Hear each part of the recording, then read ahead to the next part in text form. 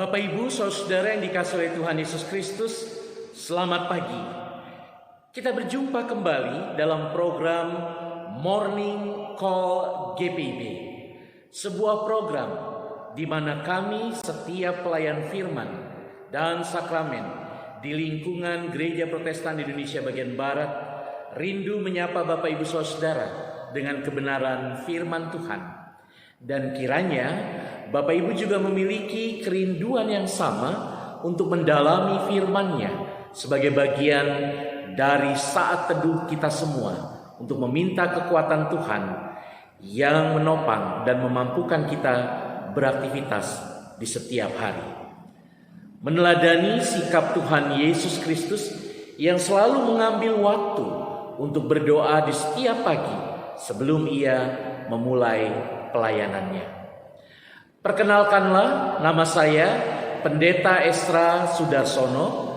Saya adalah pendeta Ketua Majelis Jemaat di GPIB Immanuel Tanjung Pandan, Belitung, Provinsi Bangka Belitung, Mupel GPIB Bangka Belitung. Sebelum kita mendalami firman Tuhan pada pagi hari ini, mari kita bersatu di dalam doa. Allah Bapa di surga, di dalam nama Tuhan Yesus Kristus yang kami kenal dan kami sapa dan kami imani, kami sungguh bersyukur karena Engkau boleh menganugerahkan Roh Kudus-Nya supaya kami boleh hidup dalam tuntunan terang dan kasih-Mu. Sebagaimana matahari terbit di ufuk timur menerangi kehidupan kami, maka kami pun rindu firman Tuhan menjadi pelita bagi kaki kami dan suluh bagi jalan kami, sehingga kehidupan kami bukan hanya berjalan di jalan yang benar menuju Tuhan bersama Tuhan, tetapi juga kami boleh menjadi garam dan terang Tuhan dalam hidup kami hari lepas sehari. Berikan kami hikmah-Mu supaya firman Tuhan yang kami baca pagi hari ini boleh kami mengerti dan menjadi kekuatan hidup dalam seluruh perjalanan kehidupan kami. Dalam nama Tuhan Yesus Kristus, firman yang hidup, kami berdoa dan mengucap syukur. Amin. Bapak, Ibu, Saudara yang dikasihi Tuhan, firman Tuhan pada pagi hari ini kita baca dari surat 2 Yohanes pasalnya yang pertama ayat 1 sampai ayatnya yang ketiga. 2 Yohanes 1 ayat 1 sampai ayatnya yang ketiga. Saya bacakan bagi kita semua. Dari penatua kepada ibu yang terpilih dan anak-anaknya yang benar-benar aku kasihi. Bukan aku saja yang mengasihi kamu, tetapi juga semua orang yang telah mengenal kebenaran. Oleh karena kebenaran yang tetap di dalam kita dan yang akan menyertai kita sampai selama-lamanya. Kasih karunia, rahmat dan damai sejahtera dari Allah Bapa dan dari Yesus Kristus Anak Bapa akan menyertai kita dalam kebenaran dan kasih. Demikianlah pembacaan Alkitab. Terpujilah Tuhan Yesus Kristus, firman yang hidup. Haleluya. Amin. Bapak, Ibu, Saudara yang dikasihi oleh Tuhan Yesus Kristus, sebuah surat pasti ada penulisnya. Dan sebuah surat ditujukan kepada pihak tertentu, apakah itu seseorang, ataukah kumpulan orang, ataukah lembaga tertentu. Dan sebuah surat pasti punya maksud yang mengangkat keseluruhan isi surat itu ditulis. Mari pertama-tama kita membahas firman Tuhan ini dalam sebuah tema sebagaimana diatur oleh GPIB dari pembacaan Sabda Bina Umat, yaitu Kyria. Kyria artinya ibu, atau mau dikatakan perempuan yang mulia. Bapak Ibu Saudara dikasih Tuhan Yesus Kristus, penulis surat ini menyatakan diri sebagai seorang penatua dari penatua. William Barclay dalam pemahaman Alkitab setiap hari menjelaskan pada bagian surat Yohanes ini bahwa istilah penatua yang digunakan oleh penulis surat Yohanes mau menunjuk kepada 3 hal. Yang pertama adalah orang yang dianggap dituakan dalam kehidupan pelayanan Kristus dan gerejanya. Artinya, dia bisa sekedar seorang yang lebih tua, seorang yang sudah karena alasan umur maupun lanjut usianya memperoleh pengalaman-pengalaman, dan karena itu dia dihargai dan dihormati. Dalam budaya Indonesia, orang-orang tua dianggap sebagai pihak yang telah makan asam garam kehidupan. Begitu banyak pengalaman iman yang mereka boleh peroleh, dan karena itu mereka dituakan, dihormati karena ketuaannya itu. Ini pengertian penatua yang pertama. Pengertian penatua yang kedua adalah para pejabat gereja lokal. Artinya, sebagaimana yang berlaku dalam sebuah sistem pemerintahan gereja, ada tua-tua yang melayani dan mereka disebut sebagai penatua. Kalau kemudian gereja GPIB ada penatua dan diaken. Dan mungkin beberapa denominasi gereja lainnya juga menggunakan istilah penatua ini. Ini pun Bapak Ibu Saudara, sama dengan istilah yang pertama, nampaknya kurang tepat untuk menjelaskan siapa penatua yang sesungguhnya dalam bacaan ini. Karena nampaknya isi surat dari surat Yohanes ini begitu luas dan ingin mencakup banyak orang dan bukan hanya terpusat pada sebuah gereja lokal saja. Karena itu menurut Barclay, kita perlu memperhatikan cara berpikir penulis yang mungkin bisa kita setujui untuk kita pikirkan tentang penatua yang ketiga, yaitu sebuah kelompok ataupun pribadi yang dekat dengan sumber pemberitaan ketika Yesus masih hidup. Dia semacam penghubung antara pemberita yang paling utama yaitu Yesus Kristus dan kemudian memberitakannya kepada generasi yang selanjutnya, yaitu para pendengarnya. Dengan demikian kita bisa pahami penatua di sini jangan-jangan adalah para rasul ataupun murid-murid Yesus yang tahu persis akan pelayanan yang Yesus lakukan ketika ia hidup. Penatua di sini mencatat apa yang penting dalam kehidupan pelayanan Yesus, kemudian memberitakannya kepada komunitas para pengikut Kristus, yaitu orang-orang Kristen. Bapak Ibu Saudara, saya sejujurnya cenderung dengan pendapat yang ketiga, yaitu seseorang yang begitu dekat dengan Kristus dan kemudian dalam kedekatannya itu dia menulis surat ini dan dia memberitakannya kembali kepada para pendengarnya. Memang ada begitu banyak teolog yang menduga bahwa murid yang paling dikasih oleh Yesus yaitu Yohanes yang menulis surat ini. Kalau ada penulis surat, maka tentu ada penerima surat. Dan dalam firman ini dikatakan dari penatua kepada ibu yang terpilih dan anak-anaknya yang benar-benar aku kasihi. Siapakah ibu yang terpilih ini? Dan mengapa digunakan istilah yang begitu indah ini? Dalam Sabda Bina Umat, penulis tanggal 30 Oktober hari ini menyampaikan bahwa mengutip pendapat seorang filsuf yaitu Ralph Waldo Emerson yang hidup pada tahun 1803 sampai 1882, manusia dikatakan dibentuk oleh ibu mereka. Manusia dibentuk oleh ibu mereka. Dengan kata lain, Ralph Waldo Emerson mau mengatakan bahwa seorang ibu memiliki peran yang begitu luar biasa dalam kehidupan sebuah keluarga dan juga dalam kehidupan anak-anak. Bapak Ibu Saudara, misalnya saja para tokoh dunia mau mengatakan dan memuji tentang ibu-ibu mereka.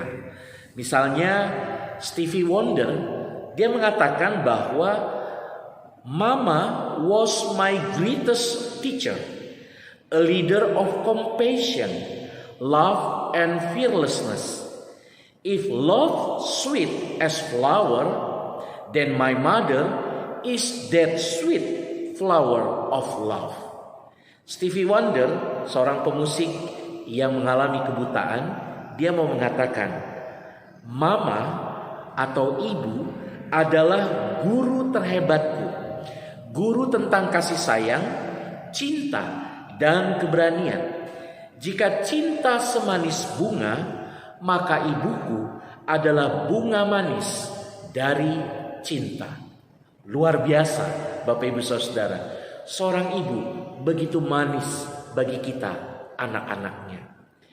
Begitu juga misalnya Mark Twain mengatakan, my mother had a slender, small body, but a large heart. A heart so large that everybody's joy found welcome in it, and hospitable accommodation.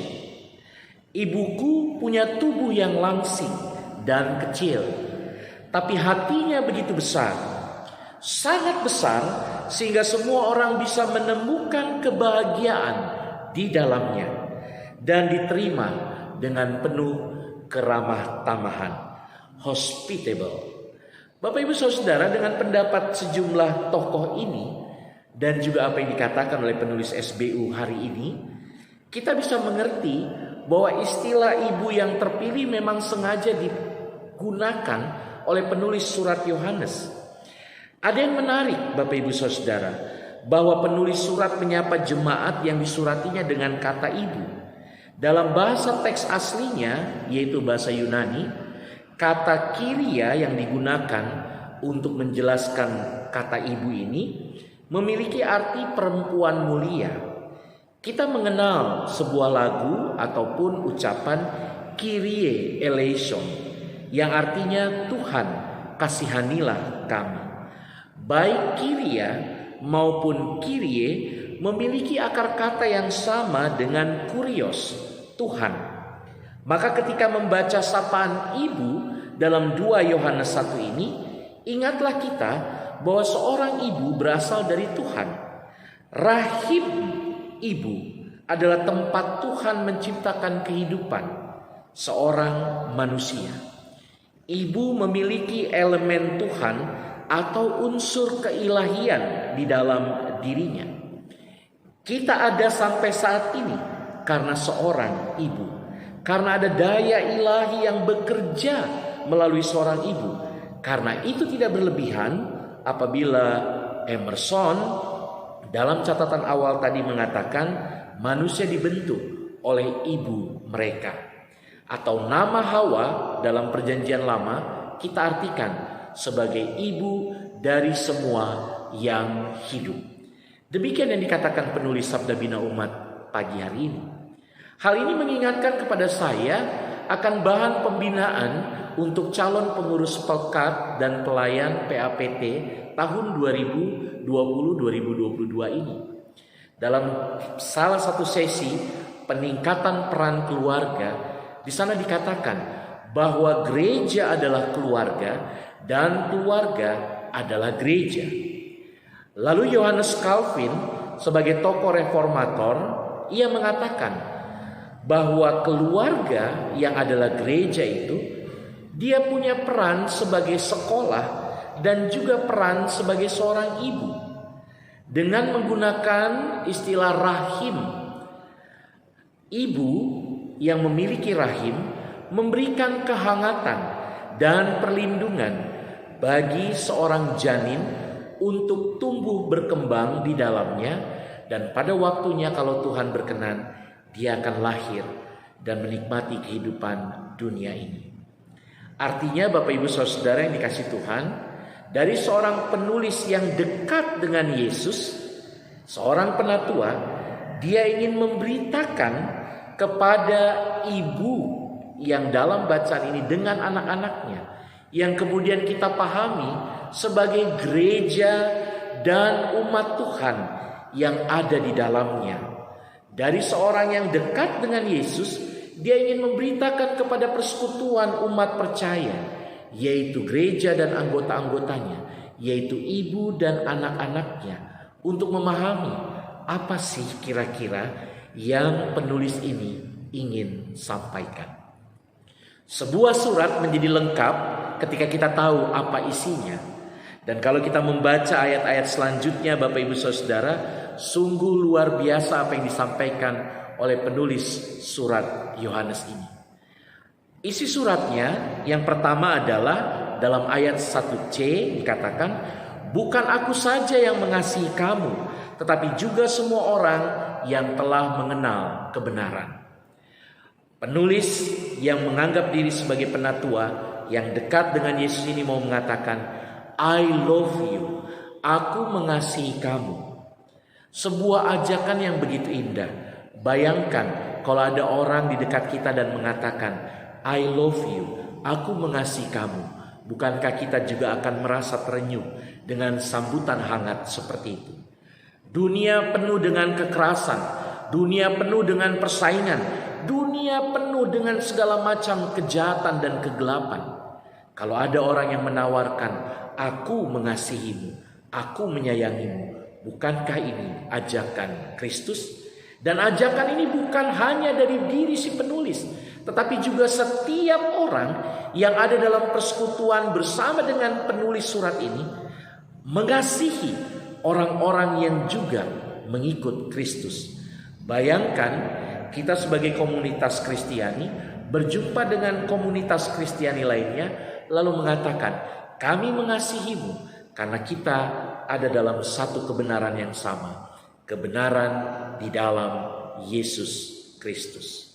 Bapak Ibu Saudara, yang kedua mau dikatakan dari isi surat ini adalah betapapun kita boleh memahami ada hal yang paling mendasar dalam kehidupan iman Kristen, yaitu bahwa umat Kristen harus mengutamakan dua hal bagaikan dua sisi dalam satu keping mata uang, yaitu kasih dan kebenaran. Kita harus mengutamakan kasih dan kita juga harus mengutamakan kebenaran. Tidak bisa kita mengasihi tanpa kebenaran dan tidak bisa kita mengutamakan kebenaran tanpa kasih. Sebagaimana seseorang mengatakan dalam pendapatnya, David Roper, dia menyatakan kebenaran tanpa kasih tidak akan menjadi pengajaran yang mampu menyentuh jiwa. Bayangkan, seseorang menyampaikan dogma-dogma Alkitabiah, pokok-pokok iman Kristen, tetapi dia tidak pernah melakukannya dengan kasih. Maka sesungguhnya yang terjadi adalah pengajaran yang tidak mampu menyentuh jiwa. Karena dia hanya mengutamakan kebenaran tanpa kasih. Tetapi juga dengan sebaliknya, kasih tanpa kebenaran adalah sebuah perasaan yang sentimental belaka, karena segan melawan kehendak orang lain. Kita bisa menjadi orang yang munafik, kita bisa menjadi orang yang pura-pura menutupi segala kelemahan diri, pura-pura baik kata orang, karena kita ingin terlihat manis, ingin terlihat mengasihi, tetapi sesungguhnya kita tidak mampu lagi mengucapkan apa yang benar di hadapan orang yang kita kasihi. Kalau orang itu melakukan kejahatan, tapi dia melakukan banyak perbuatan menyumbang ke gereja ataupun perbuatan-perbuatan baik lainnya secara pribadi kepada kita, kita akhirnya menjadi ragu untuk menegur dan mengkritiknya. Kebenaran yang kemudian ditutup dengan perbuatan kasih tidak baik juga. Harus ada kasih dan kebenaran yang berjalan beriringan. Itu sebabnya Bapak Ibu Saudara, penulis surat ini mau menekankan supaya kebenaran dan kasih itu seiring sejalan. Maka yang harus dilakukan adalah apapun yang terjadi, perintah untuk saling mengasihi yang disampaikan pada ayat 4 sampai ayat 6 harus terus dilakukan oleh orang-orang percaya. Dari hal yang paling kecil dimulai dari sekarang dan lakukan dengan sederhana meskipun kelihatannya tidak berarti. Dimanapun Bapak Ibu berada, mari kita mengasihi tanpa jemu-jemu. Sebab persoalan kita mengasihi Bapak Ibu Saudara bukanlah perintah baru, tetapi sudah ada sejak dari mulanya. Perintah bahwa hidup kekristenan harus konsekuen antara apa yang diucapkan dengan apa yang dilakukan, antara ibadah ritual dengan ibadah aktual. Lalu ditutup dengan apa yang dikatakan di ayat 7 sampai ayat 11, bahwa kasih itu harus dilengkapi dengan hidup dalam ajaran yang sehat.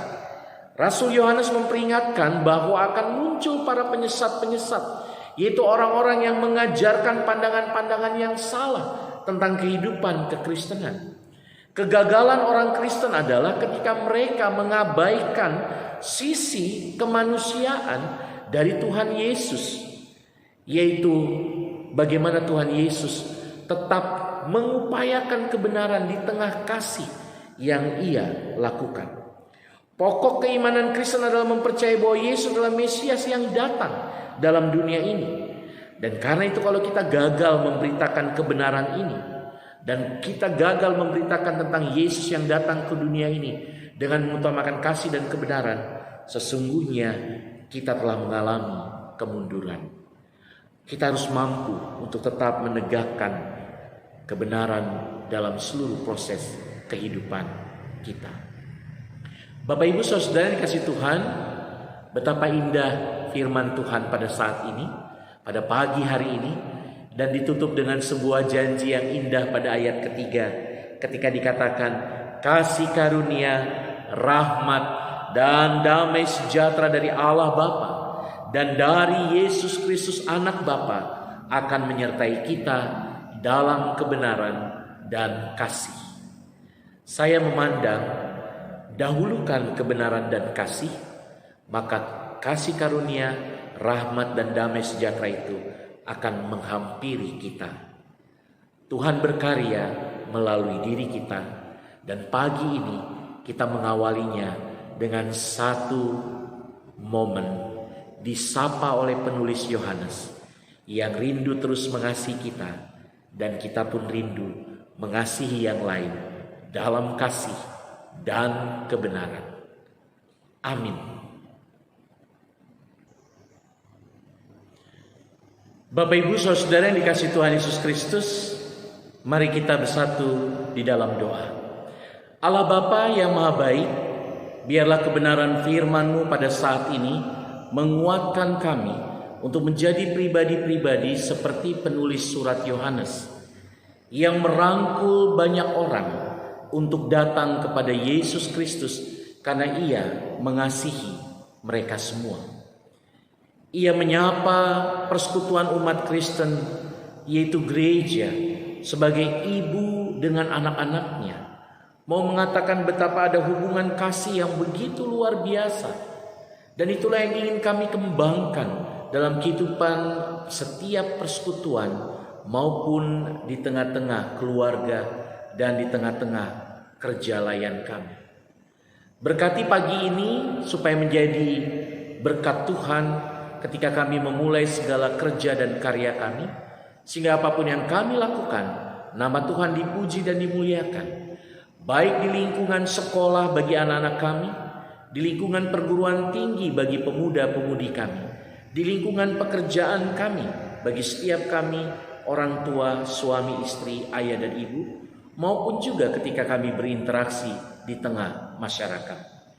Di tengah pandemi coronavirus 2019, berikan kami kekuatan hidup supaya kami boleh menjadi pribadi-pribadi yang menjaga kesehatan kami dan orang lain. Mampukan pemerintah Republik Indonesia untuk melakukan yang terbaik bagi kepentingan rakyatnya. Berkati agar seluruh stakeholder, khususnya garda terdepan, yaitu para dokter, perawat, dan juga TNI dan Polri, untuk boleh melakukan yang terbaik bagi kehidupan bangsa dan negara ini. Majelis Sinode GPIB, Mupel-Mupel GPIB, dan seluruh jemaat-jemaat di lingkungan pelayanan GPIB, dan seluruh umat Kristiani dimanapun berada, persatukan kami ya Tuhan. Dan dalam persatuan itu, maupun dalam setiap persekutuan, kami boleh menjadi garam dan terang Tuhan dimanapun kami berada. Jagai perkataan, pikiran dan perbuatan kami dalam kasih dan kebenaran, sehingga dimanapun kami berada, nama Tuhan yang boleh kami puji dan kami muliakan. Dalam nama Tuhan Yesus Kristus kami berdoa dan mengucap syukur. Amin. Selamat beraktivitas Bapak Ibu Saudara. Sampai jumpa lagi. Tuhan memberkati.